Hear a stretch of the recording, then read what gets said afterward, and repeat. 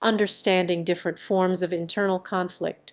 Internal conflict is a universal human experience that can manifest in various ways, often leaving individuals feeling lost, anxious, and uncertain about their path forward.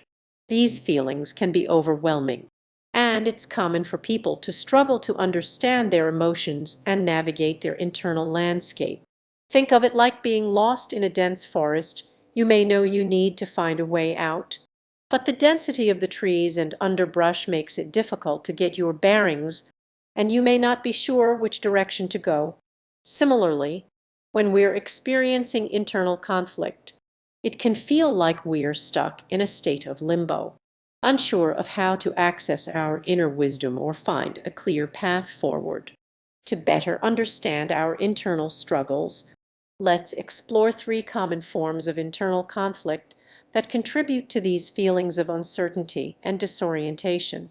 Before we dive in, it's essential to acknowledge that internal conflict is not about being broken or weak. Rather, it's a natural part of the human experience, and recognizing its different forms can help us develop a greater understanding of ourselves and our emotions.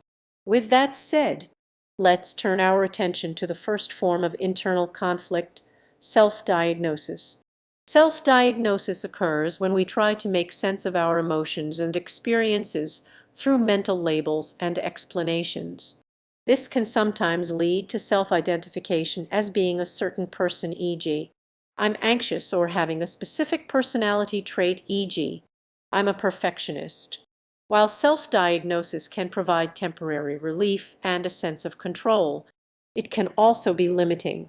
For example, if we label ourselves as introverted, we may miss out on opportunities for growth and explore alternative ways of being in the world.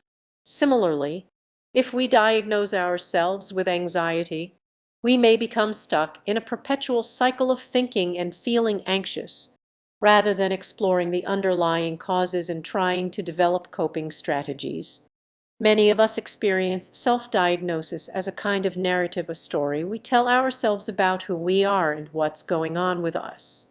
This narrative can be comforting, as it provides a sense of coherence and understanding. However, it can also be rigid and unchanging, preventing us from adapting to new situations or perspectives. To break free from the limitations of self-diagnosis, it's essential to develop awareness of our thought patterns and emotions, and to explore alternative narratives and explanations for our experiences. This is where the next form of internal conflict comes in, the inner critic. The inner critic is a part of our psyche that we often think of as our darkest self.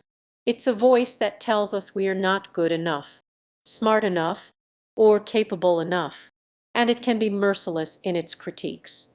The inner critic is like a voice in the head that says, "You messed up. You'll never be able to do this," or "You're such a failure." This voice can be incredibly damaging, leading to self-sabotage, low self-esteem, and a general sense of inadequacy. The inner critic often emerges in times of significant change or uncertainty, when our sense of identity and self-worth is challenged. While the inner critic can be a formidable obstacle, it's also an opportunity for growth and self-awareness.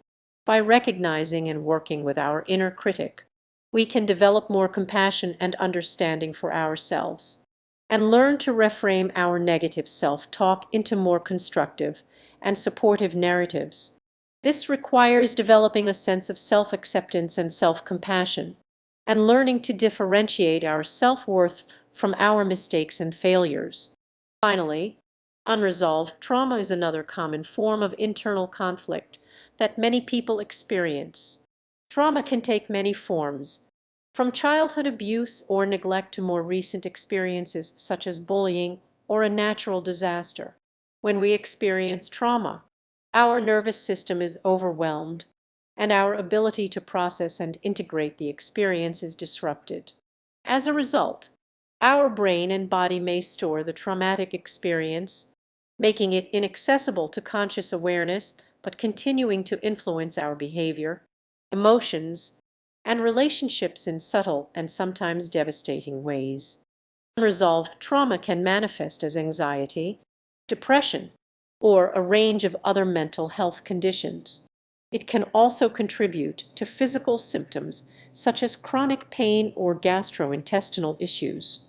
The key to healing from trauma is to confront and integrate the traumatic experience rather than trying to repress or deny it. This process can be incredibly challenging, but it also offers the possibility of profound healing and transformation.